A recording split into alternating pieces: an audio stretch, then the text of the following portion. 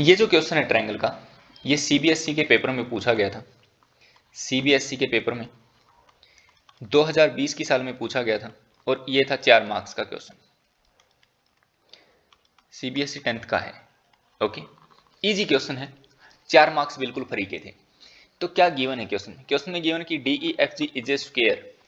तो D E F G square है तो मतलब सारे एंगल कितने के हैं? 90 90 के। ये भी 90 का एंगल है, ये भी 90, ये भी 90 और ये वाला भी 90 डिग्री। ओके, ठीक है। अब और क्या दिया है? Triangle A B C right angle at A. बोलता जो ट्रायंगल ए बी सी है उसमें भी ए के ऊपर कितना 90 डिग्री का एंगल है।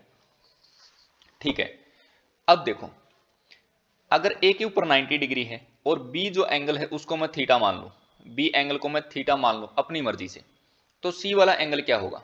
सी वाला एंगल क्या होगा? देखो, जब भी कोई भी ट्रायंगल होती है उसके तीनों एंगल का सम 180 होता है। तीनों एंगल का सम क्या होता है? 180। तो ए बी सी में एक एंगल 90 है, एक एंगल थीटा है, तो सी वाला एंगल क्या होना चाहिए? 90 माइनस थीटा। क्योंकि इन तीनों का सम करके ए बी सी का सम करके क्या बनना चाहिए? ए बी सी का सम करके 180 बनना चाहिए। इसी वजह से सी क्या लेना पड़ेगा अपने को? 90 माइनस थीटा। अब जो यहाँ ये वाला एंगल है ये भी क्या होगा? 90 डिग्री होगा। क्या होगा? 90 डिग्री। ये वाला एंगल भी क्या होगा? 90 डिग्री, क्योंकि लीनियर पेयर ऑफ एंगल है। अब ट्रायंगल के तीनों एंगल का सम 180 होता है। आप ट्रायंगल देखिए एफ ई सी, ट्रायंगल देखिए एफ ई सी। एफ ई सी में एक 90 है, एक 90 माइनस थीटा, तो ये वाला एंगल क्या होना पड़ेगा? ये वाला एंगल होना पड़ेगा थीटा। ये वाला एंगल क्या होना पड़ेगा? थीटा। इसी टाइप से आप जी बी डी ट्रायंगल देखिए, जी बी डी, उसमें एक एंगल 90 है, एक थीटा है, तो ये वाला एंगल क्या होना पड़ेगा? ये एंगल होना पड़ेगा 90 माइनस थीटा। 90 माइनस थीटा, ठीक है, ये हो गया 90 माइनस थीटा। अब आपको पता है कि अगर ऐसे कोई भी एक स्ट्रेट लाइन है उसमें मैं कहता हूं कि ऐसे कुछ भी एंगल बने हुए, ये 90 डिग्री का एंगल है, ये थीटा का है, तो ये कितना होना पड़ेगा? 90 माइनस थीटा, क्योंकि लीनियर पेयर ऑफ एंगल। इन सारे एंगल का सम कितना होना चाहिए? 180।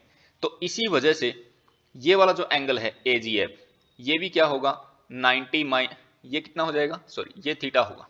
ये वाला क्या होगा? थीटा। क्योंकि इन तीनों का सम क्या बनना चाहिए? इन तीनों का सम बनना चाहिए 180। इन तीनों का सम 180 बनना चाहिए, है ना? क्योंकि ए बी एक स्ट्रेट लाइन है, थीटा 90 90 माइनस थीटा। अब जो एफ के ऊपर ये एंगल बनेगा तो ये वाला एंगल क्या बनेगा? 90 माइनस थीटा। 90 minus theta. तो हमारे इसके अंदर 3 ट्रायंगल बने थे, तीनों ट्रायंगल के हमें सारे एंगल का पता चल गया। अब देखिए, जो ए जी एफ और डी बी जी है, ए जी एफ और डी बी जी, उसमें दो दो एंगल बराबर हैं।